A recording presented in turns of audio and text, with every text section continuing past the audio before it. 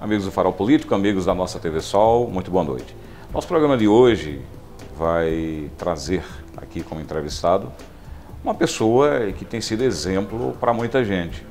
É o exemplo da perseverança, é o exemplo da condição de ser uma pessoa destemida, enfrentar novos horizontes e com certeza obter as conquistas.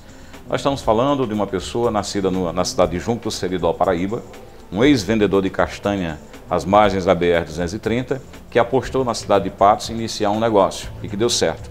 Nós estamos falando do empresário Paulino Aguinaldo, nosso entrevistado de hoje. Muita coisa vai ser transparecida, suas conquistas, como é que ele começou o negócio, tudo isso no nosso programa de hoje, que vai falar desse momento de crise, né? Essa política que acontece no Brasil, a política econômica da restrição, como é que o empresário está fazendo para sobreviver esse momento de dificuldade econômica.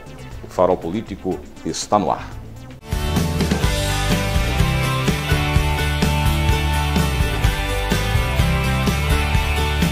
Pois bem, nosso entrevistado de hoje é o Paulino Aguinaldo, está aqui conosco. Paulinho, seja bem-vindo ao nosso programa Farol Político. Boa noite, tudo bem, meu irmão? Boa noite, Isaías. Muito obrigado pelo convite. Para mim é um motivo de muito prazer, muita alegria estar aqui com vocês.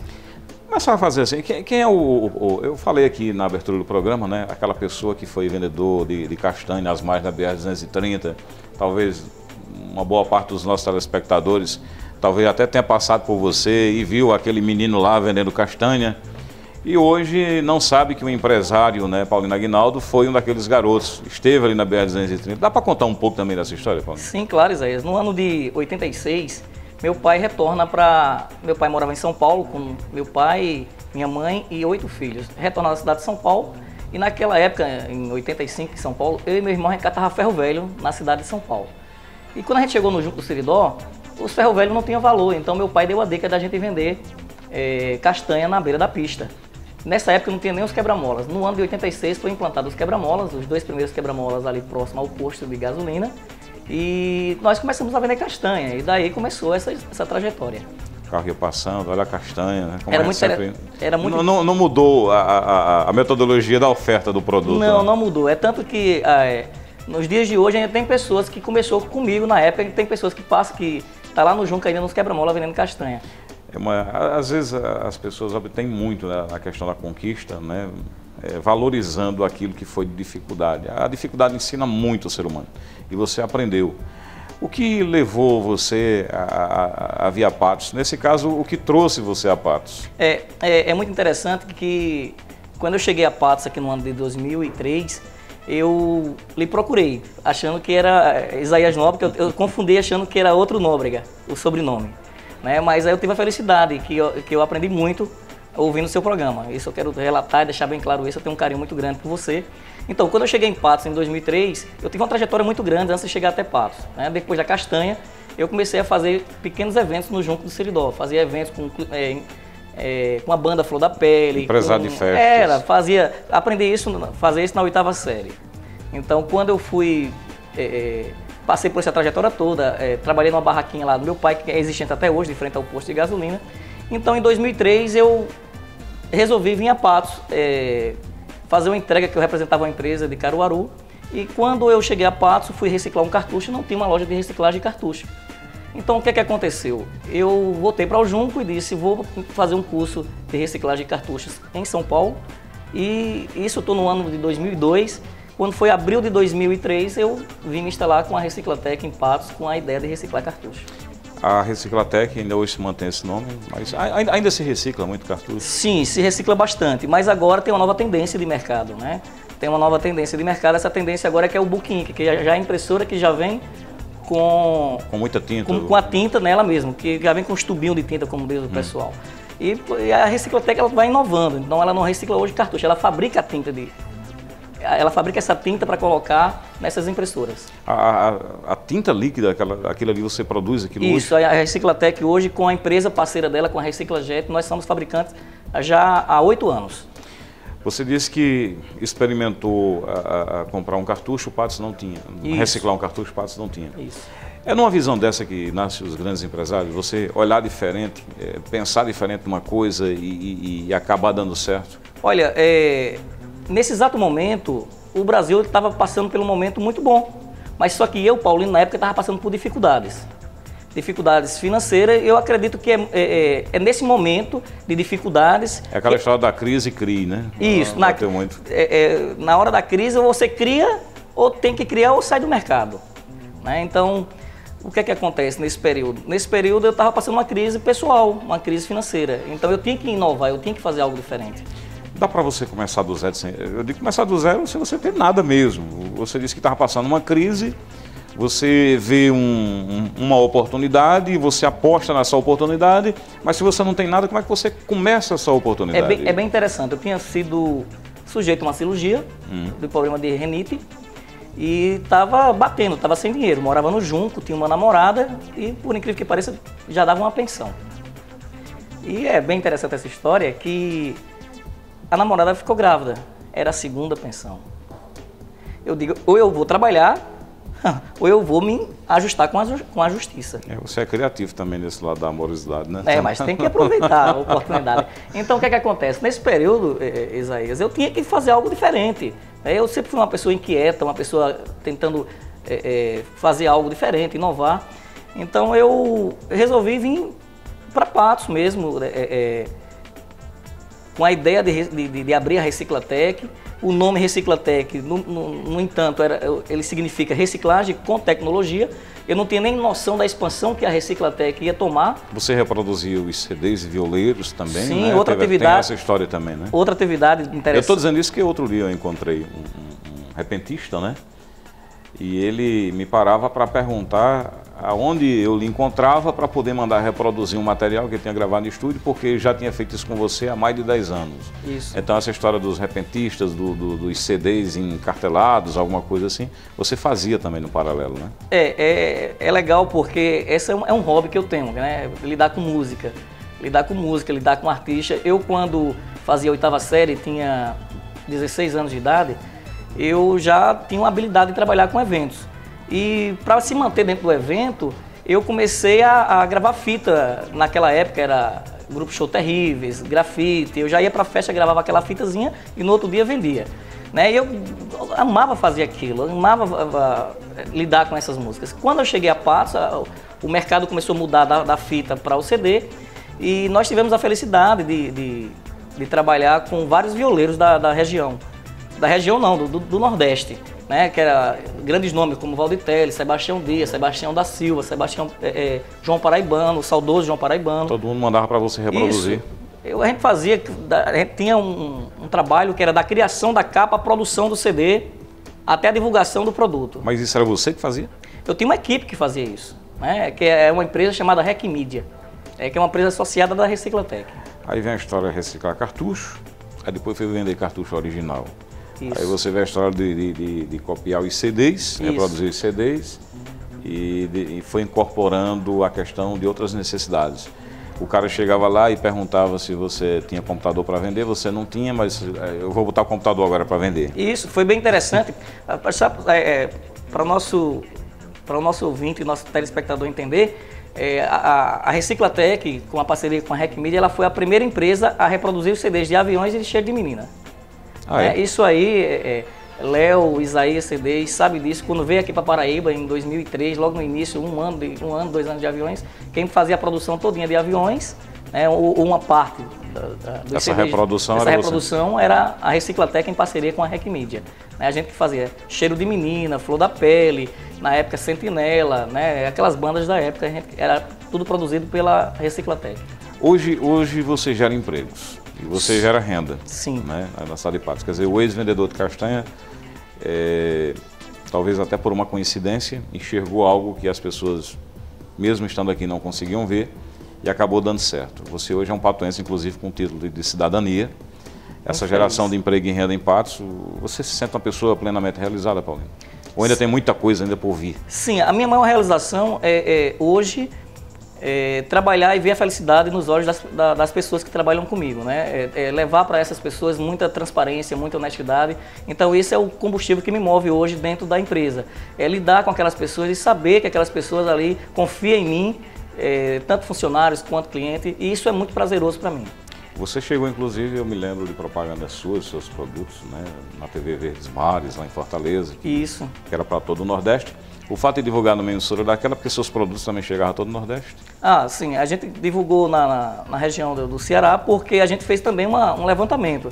E a gente tinha uns produtos na época, até hoje, tem muita aceitação mais no Ceará do que na própria Paraíba. Então a gente faz uma mídia muito pesada ainda na região do Ceará. Dentro da própria Fortaleza, hoje a gente tem anúncios em TV lá, porque a gente tem um produto que é muito aceito naquela cidade. Você disse que produz a tinta, isso. Né? Você produz a tinta, mas ao mesmo tempo você distribui um leque de produtos, né? Isso. A nossa tinta, ela é fabricada em Belo Horizonte, nós temos uma fábrica em Belo Horizonte, na Grande Belo Horizonte, fica em Contagem. A empresa é sua? A empresa é nossa. A empresa é nossa. Aí você produz essa tinta lá e vende para lá e vende para o Nordeste? A gente, para gerar emprego aqui na cidade de Patos, a gente produz a tinta lá e vende galões pelas transportadoras locais aqui da cidade. E a gente faz todo o trabalho de envasamento, de estruturamento do produto aqui na cidade. Mas por que você não produz em Patos?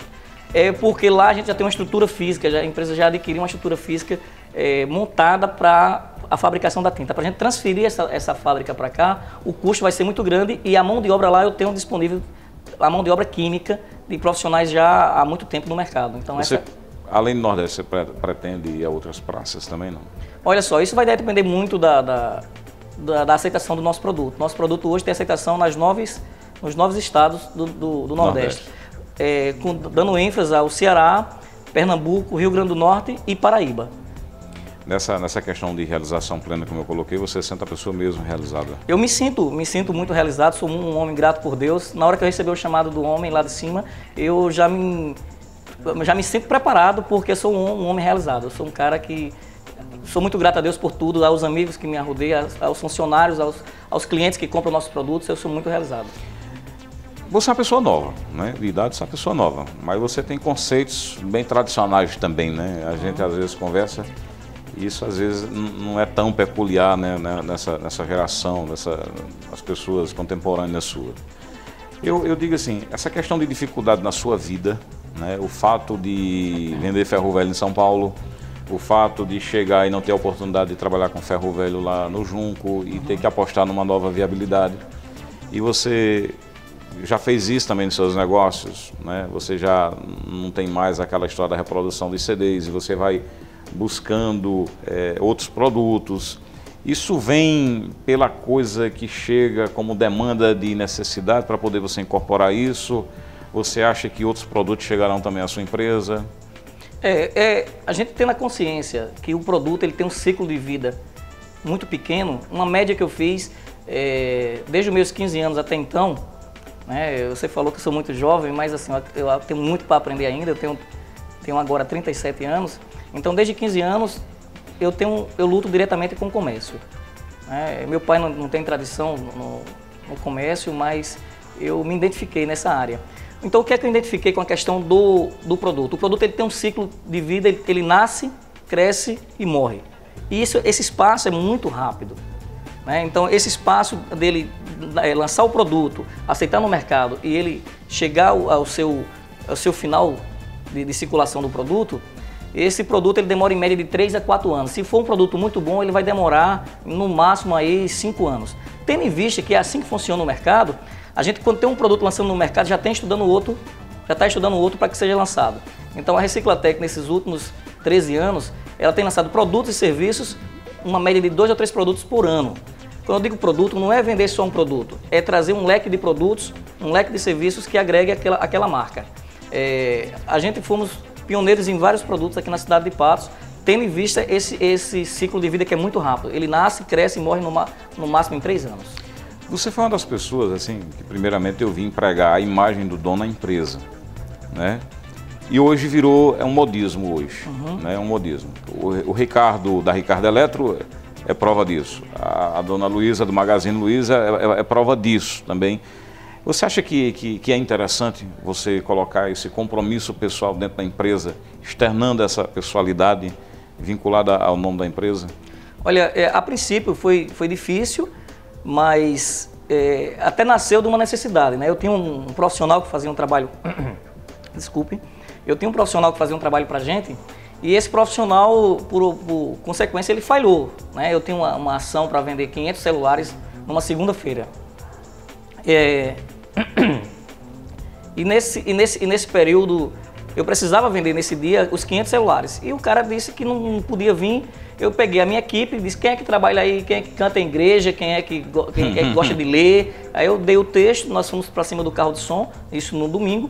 E na segunda-feira foi a maior venda de celular que a Reciclatec já teve. Vendeu mais de 500 celulares. Então eu comecei a tomar gosto por aquilo ali. E comecei a ver que a responsabilidade do proprietário, do dono do seu negócio, ele realmente passa a credibilidade quando realmente se tem uma credibilidade por trás. Então a gente tem uma história de credibilidade na empresa e essa credibilidade foi passada para o nosso consumidor. Então assim, eu acredito que a Reciclatec, na imagem de Paulino passando o seu produto, ela foi feliz nesse momento.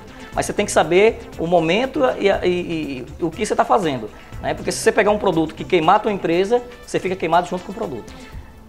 Essa questão, esse modismo hoje, né? Isso vale para que outras pessoas também sigam e passem a incorporar também assim, mas você acha que é interessante? Não? É muito interessante, mas só que, Isaías, as pessoas têm que fazer isso com muito amor. Ela não pode fazer só por fazer, por ir pagar uma só conta. Só por aquele instante. Só também. por aquele momento ali. Primeiro ela tem que entender e tem que gostar daquilo. Eu acredito que o sucesso da mídia, o sucesso do teu negócio, parte de um princípio de você gostar do que faz ou aprender a gostar. Tá? Se você não tem essa afinidade, por favor, não vai não, porque você não vai gostar e no final não vai sair um bom resultado. Pronto, é isso que eu vou pegar com você, até para a gente falar mais um pouquinho, mas me permita ir a um rápido intervalo. É rápido, nós vamos a ele e voltamos em um minuto aqui dentro do Farol Político.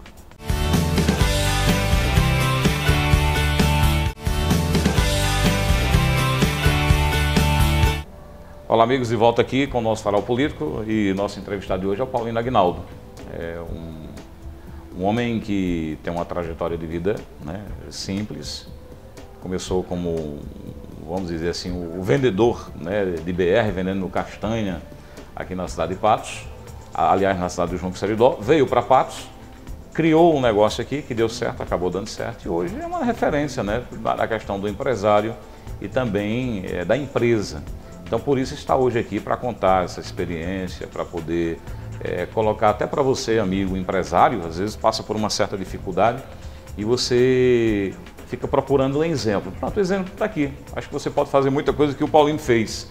Essa história de subir em carro de som, de se expor, fazer zoada, chamar o cliente para a loja, para comprar, isso foi válido. Você disse que no dia estava precisando vender 500 celulares. Por que vender 500 celulares? Porque a gente tem uma meta, a gente comprou esses 500 celulares do fabricante, a gente tem uma meta e além de meta também tem obrigações no início do mês. Tinha que fazer dinheiro rápido? Tinha que fazer dinheiro rápido, tinha que pagar a folha de funcionários, tinha que pagar fornecedor.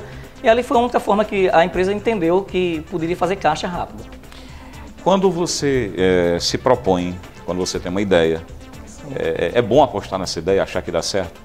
Ou ela tem que ser mensurada em todos os aspectos para ver também se dá certo? Olha, é interessante que eu como à frente da Reciclatec, quando eu tenho uma ideia que eu entendo que essa ideia é boa, eu tenho algumas pessoas que eu compartilho com elas. São aquelas pessoas... Você avalia, coloca na avaliação. Eu faço uma avaliação, eu imito essa ideia para 5 ou 6 pessoas que têm um conhecimento legal na área de publicidade e dependendo do retorno, do feedback dessas pessoas, né, a gente coloca ela para funcionar. Mas a gente tem uma equipe que faz uma avaliação dessas ideias antes de ir para o mercado. Você hoje prefere ganhar, digamos assim, um lucro bom num determinado produto ou você aposta na demanda de vendas do produto? Tá, eu quero deixar isso bem claro. Para quem me conhece, para quem conhece o perfil dos que faz na Reciclatec, nós trabalhamos com preço muito justo, nós trabalhamos com preço competitivo. Então, o nosso preço competitivo ele é atraente, né? Nosso preço competitivo hoje ele está de igual para igual com os grandes magazines, né? De igual para a internet. Então, assim, parte de um princípio que a gente faz a compra, faz uma compra certa, calcula um preço justo para que o nosso cliente saia satisfeito com aquela compra que ele fez. Então, a garantia que nós damos para o nosso cliente é que se ele comprar na nossa empresa, se ele comprando na Reciclatec, ele tenha certeza que seu dinheiro está sendo valorizado o máximo do possível. O que eu quero colocar, você assim, apostar na demanda, porque quando você tende a baixar o preço e vender mais, Você não vai vender só aquele produto também para todas essas pessoas. Às vezes o cara não está prezando naquela hora de um produto, mas sabe que na Reciclatec tem, quando ele necessitar ele volta para a Reciclatec. Por exemplo aqui, você acha que o empresário pode acreditar nessa ideia, de trabalhar nessa condição? Isso vai depender do perfil de cada empresa, Isaías. Se o cara ele trabalha um produto, ele é uma empresa que ele quer atender um grande público, esse grande público ele tem que atender geralmente com valores, com preço, tem que atrair. Se o cara trabalha com produto especificado, o cara trabalha com assistência técnica, então ele tem que trabalhar com mão de obra, ele tem que trabalhar com uma mão de obra especializada, então aí ele não vai vender preço, ele vai vender a mão de obra especializada.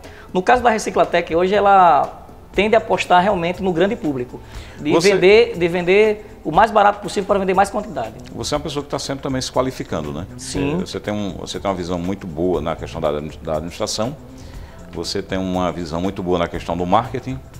Hoje a gente está vendo, por exemplo, as empresas que antes lidavam, não diria se monopólio de alguns produtos, monopolizar alguns produtos, e você não tinha o bom atendimento, né? Você não tinha o preço. Você não tinha a estrutura também para ofertar aquele determinado produto. Essas empresas estão deixando de existir. Hoje vale a pena você apostar no treinamento do seu funcionário dentro da empresa, vale a pena você oferecer condições de conforto ao cliente e a questão do preço e prazo, isso é interessante. Olha, nós fizemos uma pesquisa recentemente junto com a Universidade Estadual da Paraíba, que a gente tem uma parceria desde o ano de 2009. O que o cliente quer é sempre preço, prazo e o melhor atendimento. Isso é natural, né? Isso nós sabemos disso, mas sabendo que ele quer esses três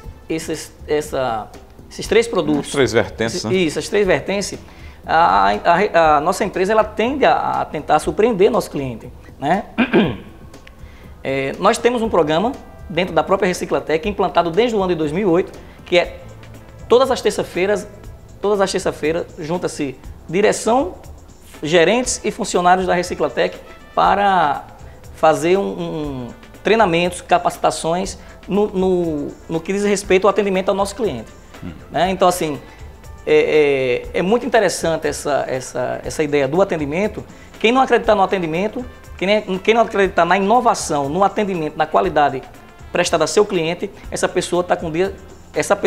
empresa está com os dias contados para sair do mercado. O feedback com o cliente é interessante. Eu digo Demais. Feedback na questão de você vender o produto e não ficar só na venda. Saber dele se o produto atendeu a expectativa, se ele foi bem atendido, se ele tem pensamento de voltar a casa e comprar outro produto. Faz sempre essas coisas. É fundamental. Nós temos um setor de pós-venda, né? O vendedor, pela ansiedade, às vezes ele comete alguma gafe, comete alguma situação. Então nós temos um setor de pós-venda na empresa que não é com o vendedor, é outra pessoa que está ali disponível para realmente ouvir e resolver a situação do nosso cliente. É tanto que a gente tem uma marca aí registrada, a nossa empresa está entrando aí para o 3º ano com caso zero de PROCON. Caso zero de PROCON. Os 3 últimos anos a gente está com essa marca aí, muito felizes, e com isso a gente deve a nossa equipe e os clientes que têm confiado na gente. Significa dizer que está fazendo a coisa certa, né? Você, assim, apostando nesse momento, a gente até já falou isso aqui, de crise e criar. Esse momento de crise econômica no Brasil, eu digo, nós estamos no mês 11, praticamente finalizando o ano 2016. Há muita expectativa, evidentemente, com relação a 2017, para que as coisas melhorem. Talvez essa crise econômica ela tenha algo vinculado com a política, né? Que houve um momento de crise política. O Brasil ainda está resolvendo essa crise política. Nós tivemos uma presidente com perda de mandato e isso gerou uma crise política. E a crise política ela acaba levando para tudo quanto você imagina, né, de destempero. E a gente sofre mais quando a crise econômica chega. E ela chegou, muita gente tem sentido. Nós temos visto em Patos algumas empresas fechando também. É claro que a gente está vendo outras empresas abrindo, mas a gente está vendo empresas fechando, que fazia muito tempo que isso não acontecia. Hoje o empresário, quando ele tem uma dificuldade, né, de vendas, é preciso ter uma consultoria, Paulinho? Você acha que é interessante viabilizar isso? Isaías, consultoria é fundamental dentro de uma empresa, mas a primeira consultoria que o empresário tem que ter é a própria consciência que ele é o papel fundamental, ele é a pessoa fundamental. Tudo depende dele. Tudo depende dele. Ele tem um patrão que acha que é o funcionário que tem que resolver, não é? É ele mesmo. Primeiro ele tem que mudar a cultura dele, primeiro ele tem que aceitar. Né? Primeiro ele tem que mudar seus conceitos. E se ele não mudar seus conceitos, se ele não querer aprender, não querer inovar, ele não vai conseguir mudar e inovar a sua equipe. Tá? Então, assim, isso é fundamental. É tanto que essa questão de crise me atrai realmente, é uma coisa que eu gosto de falar dela. Eu fui convidado há 3 anos atrás para fazer uma mini palestra na UEPB. O tema era crise. Né? E por incrível que pareça, a gente fez uma mesa redonda, um debate muito legal, e aí, por incrível que pareça, o pessoal ali estava realmente muito interessado naquele assunto. E o professor que coordena o curso lá na UEPB, depois ele me procurou e disse: rapaz, você estava prevendo tudo aquilo? Eu digo: não, porque eu me preparo para o mercado. E eu quero ainda continuar na situação crise. Eu acredito que tem muitas empresas fechando, culpando a crise. Não, eu acredito que mas só se você for analisar, existe um histórico de decadência, né? Alguma coisa existe que levou aquilo a acontecer. Exatamente. Então, o que acontece? A crise é só o ponto de culpa. Ele está culpando a crise, mas a culpa principal é dele. Porque ele não inovou em pessoas, ele não capacitou sua equipe, ele não contratou, ele não estudou produtos, não estudou o mercado. Só para você ter uma ideia, a Reciclatec agora para 2017, né, a maior crise que a Reciclatec passou foi quando o Brasil não estava em crise.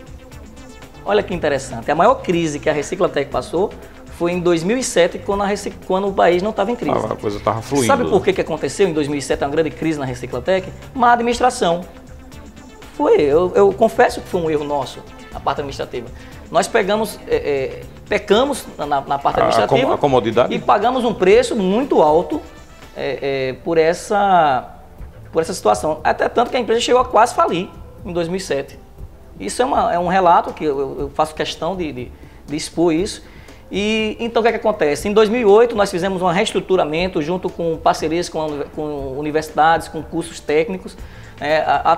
Eu tive a vontade de querer inovar dentro da empresa. E quando foi em 2009, um ano depois, a Reciclatec tinha uma nova estrutura, uma nova cara, e já tinha pagado a todos os credores que tinha, todos os que tinha no mercado que a gente estava devendo, a gente acertou, fornecedores, a gente chegou a quitar todas as dívidas. E o que a gente tem aí para vencer a crise em 2017, 2018, 2019, 2020 é muita coragem de trabalhar, acreditar em pessoas, tá? Tá sempre inovando, trazendo produtos diferenciados e tentando surpreender nosso cliente. Porque o que o cliente quer nós já sabemos, é preço, prazo e qualidade. Isso aí é crucial, você tem que ter. Se a empresa não tiver isso, ela pode fechar as portas. E a gente tenta sempre, Isaías, inovar, né, procurando sempre surpreender nosso cliente e nossa equipe. Então, assim, eu acredito que essa é a determinação do empresário para ele vencer crises políticas, porque não existe a crise econômica, é claro, a gente percebe que existe uma crise econômica, mas existe mais medo do consumidor. Então, o que eu digo que a empresa, que a Reciclatec, eu me empolgo muito nessa, me desculpe, mas isso me empolga muito. O que eu digo que falta muito é coragem do empreendedor, de acreditar no seu funcionário, de acreditar no seu produto, de fazer algo diferente. Se ele está com crise, vai diminuir muita crise. Então, gente, independentemente, Isaías, independentemente da crise política que está acontecendo, existe mais uma crise de medo. As pessoas têm medo de investir, está com dinheiro guardado, tem medo de comprar, né? Tem medo de assumir uma dívida. Então o país está passando por esse momento. A crise política ela afeta as decisões de compra do consumidor. Isso é um fato, nós sabemos disso. Mas você como empreendedor, você como dono do seu negócio, você pode fazer algo diferente. Então é dentro desse caminho que a Reciclatec quer vencer crise de 2017, 2019, 2020 e aí sucessivamente. Tem algo no paralelo que a gente vê que você sabe fazer muito bem. É a articulação midiática. É o planejamento da propaganda em si, né? Do seu serviço e do seu produto. Você é uma pessoa que estuda muito mercado e você já disse para mim em muitas oportunidades que é uma pessoa que mensura muito a questão dos gastos publicitários. Tem gente que investe muito em publicidade e depois vai questionar. Mas, rapaz, eu fiz tanta propaganda, mas o cliente não veio para o meu produto, não veio para o meu serviço. Quando você vai olhar direitinho, ele anunciou para um público errado, né? E você é uma pessoa que trabalha muito essa questão da propaganda.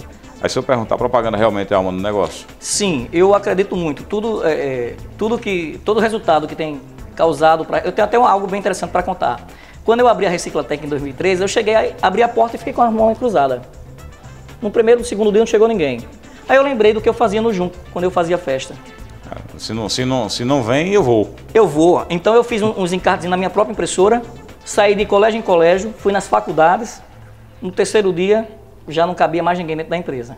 Então eu fui direto ao meu público-alvo. Era uma propaganda. É uma propaganda. E isso, você tem que fazer a propaganda de acordo com o teu negócio, tá? E de acordo com o teu público-alvo. Você tem que ir para o segmento certo. Ir para o segmento certo. Então, assim, com isso, o mercado foi amadurecendo, a gente foi amadurecendo as ideias e se adequando de acordo com a necessidade do mercado. Então, assim, a gente tem essa preocupação de levar para o nosso público-alvo uma informação que possa atrair ele para a nossa empresa. A gente, às vezes, quando a gente trabalha com a publicidade, eu vejo isso assim no dia a dia, por exemplo. A pessoa chega para mim e diz, mas Isaías, eu fiz um grande investimento na propaganda televisiva, eu fiz um grande investimento na propaganda radiofônica, eu fiz um grande investimento em outdoor, em panfleto e tudo mais. E a gente é muito de avaliar essas questões, porque como a gente sabe que propaganda é a alma do negócio, alguma coisa, quando vem nessas queixas, está errado. É o recado que está errado. Quando você avalia, é o recado que está errado. Quando você avalia, é o segmento, né, que foi distribuído de forma equivocada. Então, esses erros eles precisam ser depurados. Sim. Então, essa questão da consultoria dentro da empresa é extraordinária. Quando você tem essas metas dentro da empresa, né, então viva, coisa boa. Quando você não tem, você tem que encontrar essas cabeças, né, essas ideias, para poder não fazer esse gasto, né, sem o retorno. Você sempre avalia essa questão da propaganda quando você faz? A gente, antes de começar uma publicidade, a gente trabalha da seguinte forma. Você falou que faz consulta, a gente quer vender ou quer manter nosso nome em evidências. Né? A gente quer manter nosso nome no mercado para depois o cliente lembrar da gente, ou que a gente quer atrair o cliente para vender. Tá? A gente tem os dois tipos de publicidade que nós fazemos. Então, a gente passou o ano de 2015 mantendo a nossa marca no mercado. Então, a gente fazia a publicidade não para atrair o cliente naquele momento, e sim para o cliente lembrar da gente. Né? Em 2016, a gente está continuando com essa mesma filosofia. Já para 2017, a gente vai atrair o cliente com publicidade de preço, produto, para atrair ele para a nossa empresa. Então, a gente trabalha com essa estratégia para que nós possamos. Agora, para o telespectador que está nos escutando, está nos vendo agora, é interessante que ele saiba definir. Né? Estou abrindo meu negócio, eu quero que alguém fique sabendo que esse negócio aqui está aberto. Ou eu quero vender o meu produto. São totalmente propagandas diferentes. Rede social também é uma ferramenta importante. Rede social também é uma grande ferramenta. Mas você tem que saber, tem que procurar um especialista. Nosso entrevistador hoje é o Paulino Aguinaldo, o empresário da Reciclatec, até com algumas ideias, né, para você, nosso amigo telespectador, e conhecer também um pouquinho da história dessa empresa, né, que nasceu aqui em Patos e que tem ganhado esse horizonte nordestino, chegando também a outros locais no Brasil. Bem rapidinho o intervalo. E daqui a pouco a gente ainda vai falar um pouquinho dessa questão de crise, mas algo importante a gente vai tentar puxar aqui do Paulinho, que são as ideias, né? Para você, empresário, para você da administração, para você telespectador, que quer ficar por dentro, né, de como sobreviver no comércio em tempos de crise. Voltamos já.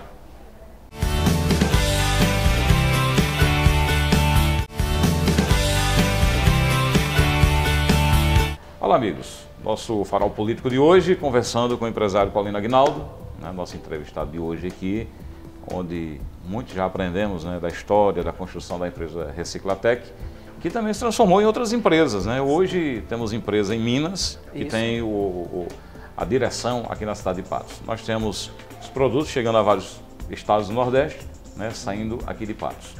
E nós vamos falar, Paulino, a gente tem visto muito ponderações a respeito da qualidade do nosso produto, o produto nacional. Você trabalha com um segmento de tecnologia de informática que muito vem da cabeça japonesa, do norte-americano e da produção na China. O Brasil hoje produz muita coisa aqui, tem muita tecnologia nossa, e esses produtos chegam também à sua empresa? Olha só, nós estamos trabalhando diretamente com tecnologia equipamentos como celulares, notebooks, computadores. 90% da matéria-prima ele vem de Taiwan ou China. Então ele vem desses dois países. As grandes multinacionais, né, de nome que fabricam esses equipamentos, eles estão instalados em Manaus, gerando emprego nacional. Então os componentes, né, eles vêm de fora. Mas esses equipamentos eles são montados, Isaías, 90% deles são montados em Manaus ou no Paraná, em Curitiba. Tem grandes empresas multinacionais que estão instaladas nesses dois estados. Componentes, você fala em componentes, montagem brasileira, não está na hora da gente produzir componentes também, não? Está muito difícil, porque, exemplo, vamos falar de chips.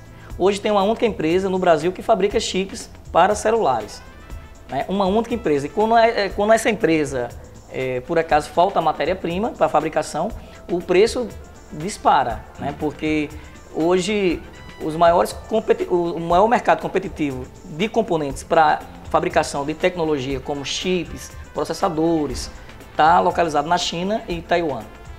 China pela questão da mão de obra que é barata, Sim. Então viabiliza evidentemente o melhor preço em nível mundial, né? O Brasil tem uma mão de obra deficitária e também cara ainda, né? Então enquanto não resolver esses dois problemas, a gente vai ter dificuldade de achar que a gente pode produzir em grande escala. Agora, até para o telespectador entender melhor, Isaías, esse produto antigamente, ele nem era nem montado no Brasil, ele vinha de fora do Brasil. O produto integralmente chegava importado. Isso não gerava, de hipótese alguma, geração de emprego. Hoje essas fábricas, elas geram emprego no Brasil. Mas isso já é uma imposição de governo também. Isso também é uma imposição do governo.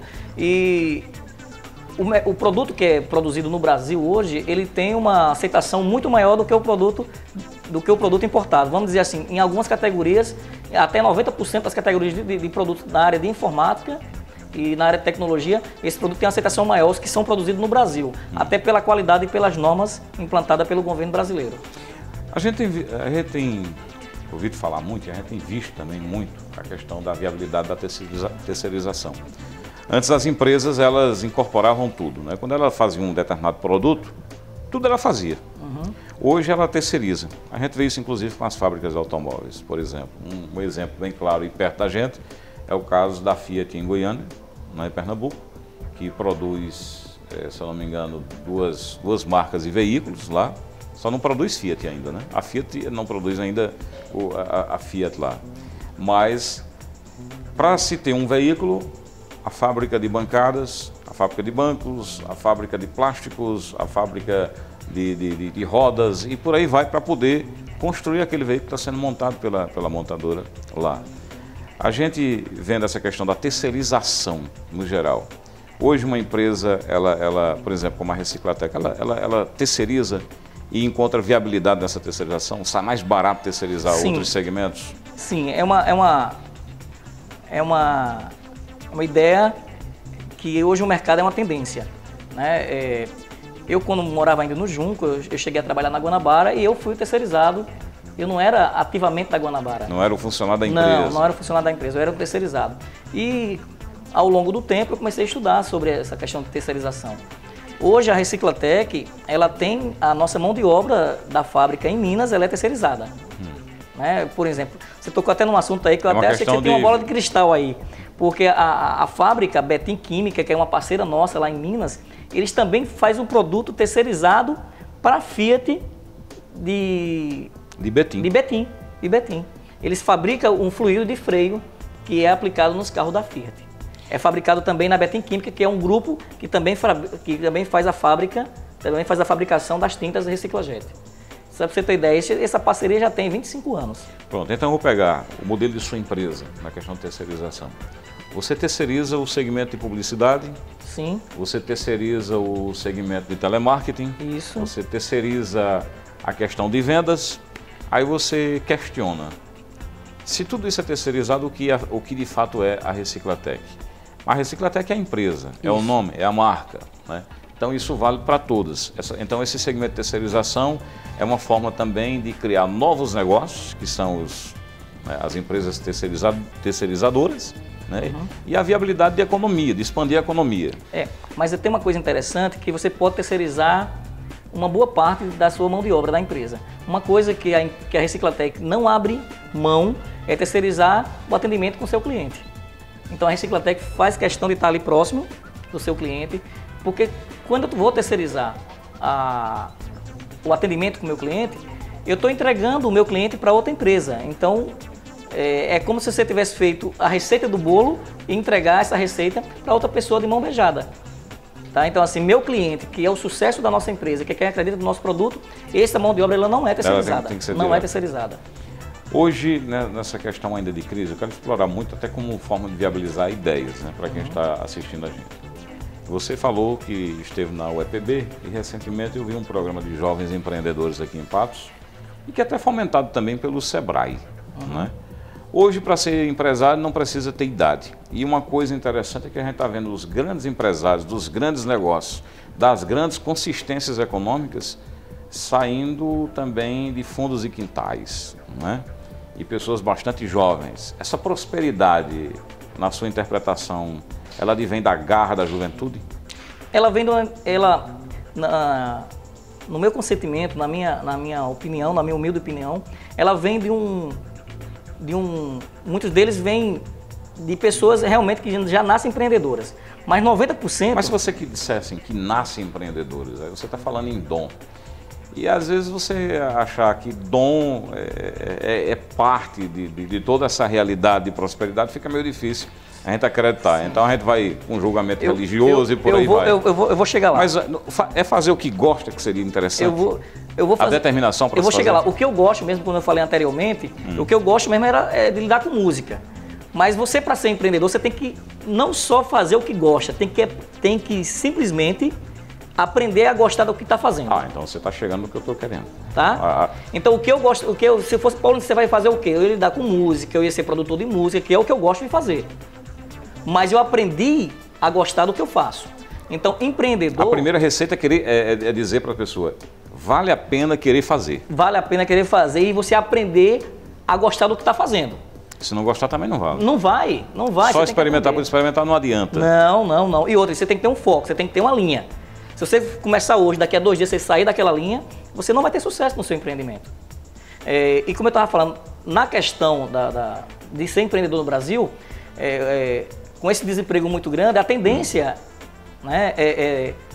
a pessoa que está desempregada tentar ser empreendedor. Muitos deles não vai ter sucesso, mas uma boa parte deles sim vão ter.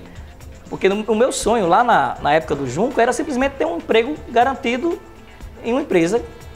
E graças a Deus não tive a sorte de ser empregado, então eu tive que ser empreendedor. Quer dizer, eu não fui nato, mas tive que adquirir esse empreendedorismo e fazer algo diferente. Então assim, eu acredito muito, Isaías, em momentos difíceis aparecer os grandes líderes. Então eu acredito nisso, os empreendedores aparecem em momentos difíceis. A questão da determinação também para superar esses momentos difíceis. Eu tenho uma experiência bem interessante. Para você superar esses momentos difíceis, primeiro você tem que acreditar no teu projeto.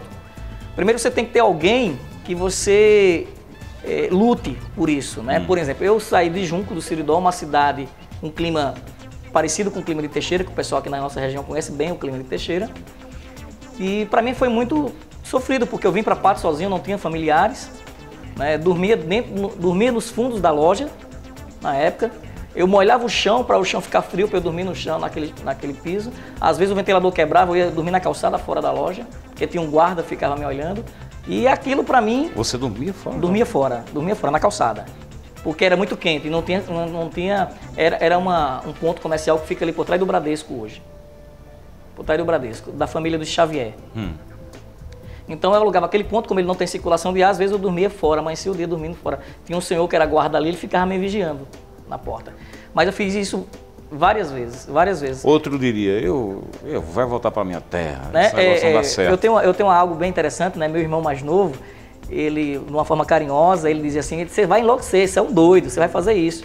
Aí depois que eu vim para Patos e ele viu realmente a garra, a determinação, e depois começou a acompanhar, né, os resultados da Reciclatec. Aí eu vou brincar com ele e disse, olha, o doido mudou de situação, viu? Na questão para você ser gente mesmo, às vezes é preciso fazer um papel meio louco também. Isaías, para complementar essa linha, é bem interessante que as pessoas às vezes elas querem ter sucesso sem esforço. Tá difícil, né? Sem esforço. Ela quer estar... Eu até digo e da noite para o dia eu tenho também. Uma filha eu tenho uma filha de 13 anos que eu não tive o privilégio de acompanhar ela. Porque eu tive que abrir mão um pouco da família, um pouco do meu conforto, para que eu pudesse proporcionar futuramente para ela algo diferente. Né? Então, assim, você tem que sair um pouco da zona de conforto. Né? Você tem que se dedicar. Se você for... vai ser até duro o que eu vou falar, mas eu vou ser bem objetivo. Se você estiver achando, você que está nos ouvindo agora, estiver achando que você vai abrir uma empresa, que você vai ser um empreendedor, trabalhando de 7 a 8, 9 horas por dia, você reveja esses conceitos. Eu dou uma dica para você começar a pensar em trabalhar no mínimo 14 horas por dia. Aí sim você vai fazer algo diferente. Então, esse é o perfil que hoje a Reciclatec tem essa mente que pensa que a gente tem um desenvolvimento que... Hoje, meu trabalho é de 13 a 14 horas por dia. Eu não trabalho, Isaías. Essa questão da perseverança. Você hoje faz uma coisa que deu certo, amanhã não dá certo e no primeiro momento que não dá certo, você está mudando para outro. Sim. Fica difícil de você construir algo sólido, não fica? Fica muito difícil. Como eu falei para a pessoa não entender mais, eu não trabalho, né? Eu me divirto, porque eu aprendi a gostar do que faço. E indo para a tua linha de raciocínio, se você não tiver uma direção... Exemplo, eu vou começar agora no ramo de borracharia. Vou dar um exemplo bem... eu vou começar a abrir uma borracharia, eu vou começar a abrir um ateliê, eu vou abrir uma... seja lá qual for o segmento. Se você não tiver um direcionamento, você não vai conseguir almejar o seu sucesso. E coragem para enfrentar. E coragem para enfrentar, e inovar, e participar de congressos daquele segmento. Então, se você não tiver essa garra, essa vontade, você não vai conseguir. É porque o borracheiro antes só remendava a cama de ar. Hoje ele está remendando pneu, né? Ele tem que inovar. Ele tem que inovar. Tem que estar inovando. Você acredita que a gente... Por exemplo, você falou numa coisa interessante. Muitas profissões acabaram, deixaram de existir. Muitos produtos foram criados, deixaram de existir. A gente pode lidar assim, com muita coisa nova em tão pouco tempo, principalmente nesse ramo de tecnologia, já que a gente, em pouco, digamos assim, 20 e poucos anos, a tecnologia tem dominado realmente a raça humana e proporcionado esse conforto que a raça humana tem usufruído? Eu vou te responder numa história pequena. Eu vou falar algo que as pessoas só vão entender no final. Eu ainda gravo fita cassete. Foi onde eu comecei. Não é interessante? Gravo fita cassete, porque eu nunca saí do foco da fita cassete. Eu vendia castanha, da castanha fui para o barraquinho do meu pai, do barraquinho do meu pai eu comecei a gravar fita cassete, da fita cassete fui fazer festas com banda Flor da Pele, da banda Flor da Pele eu continuei gravando por exigência do empresário na época, meu amigo Jário, um abraço para ele, ele me pediu para eu gravar fita e depois CD, eu tive que me evoluir para o CD. Do CD eu comecei a fazer eventos. Do evento eu tive que fazer minhas capinhas. Das capinhas eu tive que reciclar meu cartucho. Daí onde surgiu o Reciclatec. Da Reciclatec, né, da reciclagem de cartucho, surgiu consertar computadores. De consertar computadores, aí foi seguindo todo um segmento. Então eu digo às pessoas que conhecem a minha história que eu ainda gravo fitinha, porque eu não saí do foco da fita. Eu fui me adaptando com o que o mercado estava me oferecendo naquele momento. Porque se você observar, eu gravava fita. Da fita fui fazer as produções dos violeiros. Dos violeiros fui fazer festa. Das festas eu tive que consertar meu computador. E consertar meu computador eu tive que reciclar o cartucho, fazer essas... Quando eu vi que aquela mão de obra faltava na nossa região, eu fui oferecer essa mão de obra para Patos. Então, eu ainda continuo gravando fita. De que forma? Eu fui me adaptando às fitas e os produtos da atualidade que aquele segmento foi me oferecendo. Para todo efeito, existe o toque ainda lá dentro, né? Mas só para a gente fechar, eu acho que muita coisa nova ainda tem por vir para facilitar a vida das pessoas e essas oportunidades elas vão gerar novos empresários, vão gerar novos conceitos de vida e tudo mais, né? Sim.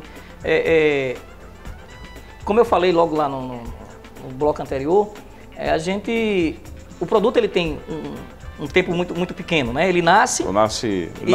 A média é 3 anos para que ele se aposente, não esteja mais servindo no mercado. É a média de 3 anos. Né? Os produtos, quando eles saem para o mercado que o cliente pega, é a média de 3 anos. Isso é uma pesquisa realmente comprovada. Tá? Então, o que é que acontece? A gente tendo em vista isso... É para gerar demanda de consumo mesmo. Demanda de consumo. Isso é o consumismo. Né? A gente sabe que tá vivendo uma era É realidade, não dá É para uma realidade. Então, o que é que acontece, Isaías? A gente tendo essa noção, a gente sabe que tem que estar inovando, tem que estar trazendo algo diferente, participando de grandes eventos fora da nossa região, para trazer para cá a necessidade e surpreender o nosso cliente com novos produtos, com novos serviços. Bom demais conversar com você aqui, Paulino. Obrigado pela presença. Eu agradeço. Obrigado aqui ao nosso telespectador. Inclusive, passou muito rápido aqui essa conversa. Agradecer a você por nos assistir mais uma vez. Fique ligado na programação da nossa TV Sol. E um abraço, né? Até o nosso próximo encontro. Até lá.